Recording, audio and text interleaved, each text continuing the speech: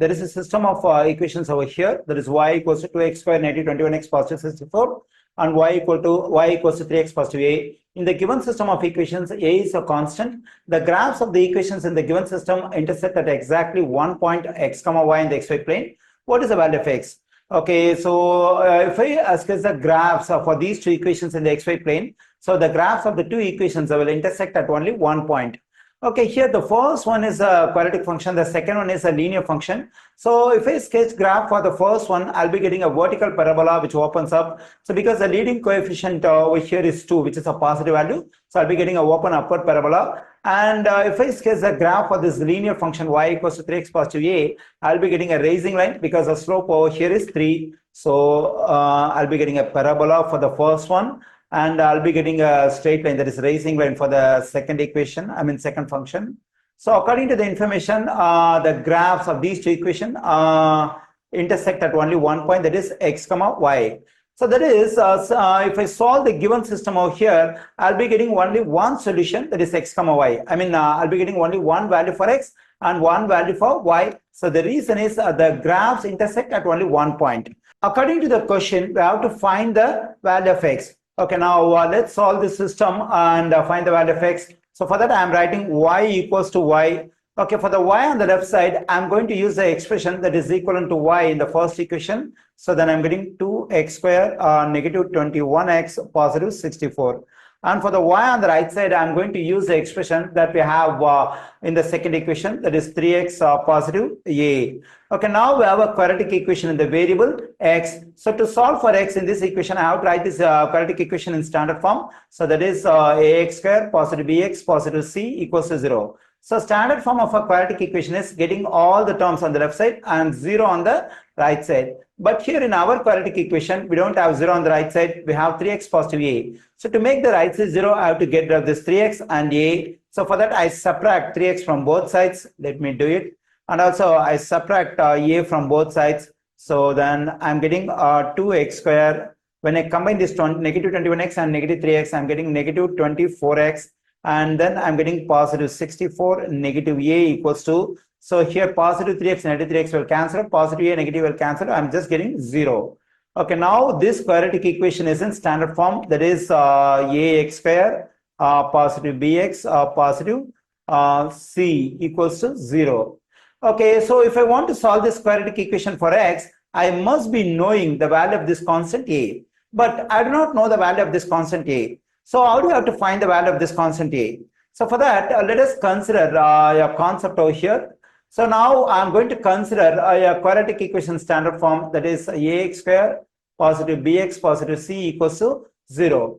Okay, so here the degree of any quadratic equation is 2. So the maximum number of solutions, the maximum number of real values for x will be 2. So in some quadratic equation, we'll be getting that maximum number of solutions. That means 2 real values for the variable x. And in some quadratic equations, we may get only one real value for x. Sometimes we may not get a real value for x. So how do we have to know how many real values we have for x in this quadratic equation? So for that, we have to consider the discriminant of the quadratic equation. What is discriminant? That is the expression b squared negative 4ac. So here this is called the discriminant of a quadratic equation. Here b is the coefficient of x, a is the coefficient of x squared, and c is the constant term in the given quadratic equation. So the number of real values we have for x in this quadratic equation is depending on the value of this discriminant b squared negative 4ac. If the value of this discriminant b squared negative 4ac is greater than 0, then we'll have 2 real values for x in this quadratic equation over here. In case if the value of b squared negative 4ac equals to 0, then we'll have only one real value for x in the quadratic equation here. If the value of b squared negative 4ac is less than 0, that is negative, then no real solution. That means no real value for x in this quadratic equation. Okay, here according to the information, the graphs of the given two equations intersect at only one point. That means we'll have only one value for x and one value for y. So even if I solve this quadratic equation, I'll be getting one value for x, because I got this quadratic equation by solving the given system of equations. So now it is clear. So the quadratic equation we have over here has only one real solution. So the value of the discount b square negative 4ac for this quadratic equation must be equal to 0. Okay, now let me write the criteria. So that is b square negative 4ac equals to 0. Okay, now we have to plug in the values for b and c. So here b is the coefficient of x in our quadratic equation. The coefficient of x is negative 24, the whole square, negative 4 times. So the value of a is the coefficient of x square, that is 2, and the value of c is 64 negative a. Let me write over here, 64 negative a equals to 0. So the evaluation of this negative 24, the whole square is 576, negative 8 times 64 negative a equals to 0. Okay, 576 negative. When I distribute this negative 8 to 64, I am getting negative 512.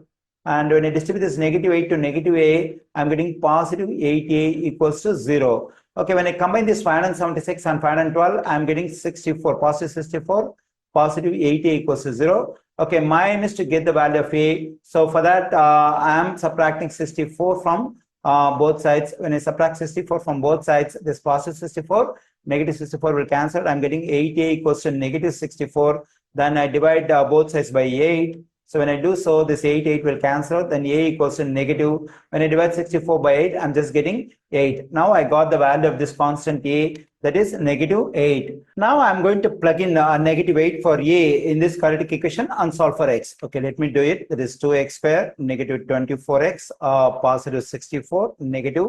So the value of a we got is negative 8. So we can plug in negative 8 for a over here, equals to 0. Then we get 2x square, negative 24x. Positive 64, negative times negative will become positive, 8 equals to 0. Then I'm getting 2x square, negative 24x. So when I combine these two numbers, positive 64 and positive 8, I'm getting positive 72 equals to 0. Okay, here when I look at the coefficient of x square, coefficient of x, a constant, everything is a multiple of 2. So better I can divide the whole equation by 2 so that the numbers will become smaller. It will be easier for us to solve the quadratic equation. So let me divide all the terms of this quadratic equation by 2. This 2 will cancel out. I'm getting x square over here. So when I divide 24 by 2, I'm getting 12. So that is negative 12x. When I divide 72 over 2, I'm getting 36. That is positive 36. When I divide 0 by 2, it's still 0. Okay, now I think we can solve this quadratic equation by factoring. So to solve a quadratic equation by factoring, I have to multiply the constant term positive 36 by the coefficient of x square. In this case, it's just 1. We don't find any number in front of x square, so I have to assume the coefficient of x square is 1. So when I multiply this 1 and positive 36, I'm getting positive 36. Okay, now I have to get two factors for positive 36, so that the product of the two factors equals to 36, and the addition of the two factors equals to the coefficient of x, that is negative 12. I think negative 6 and negative 6 will work. Because when I multiply negative 6 and negative 6, I'm getting positive 36. When I add them, I'm getting negative 12. Okay, now to get the values of x, what I need to do is I have to divide both these factors by the coefficient of x square, that is 1. So when I divide this negative 6 by 1, still I'm getting negative 6 and the same result over here. Now to get the two values for x, what I need to do is I have to change the signs of these two factors. So if I change this negative sign, then I'm getting positive 6, that is one of the values of x. If I change this negative sign over here for the second factor, I'm getting still positive 6. I'm getting two same values for x. So instead of writing the two same values, better we can write only one value for x. So because I will have only one value for x according to the information we have in the question. So in the given system, the value of x is 6. We find 6 in option C. So the correct answer choice for this question is option C.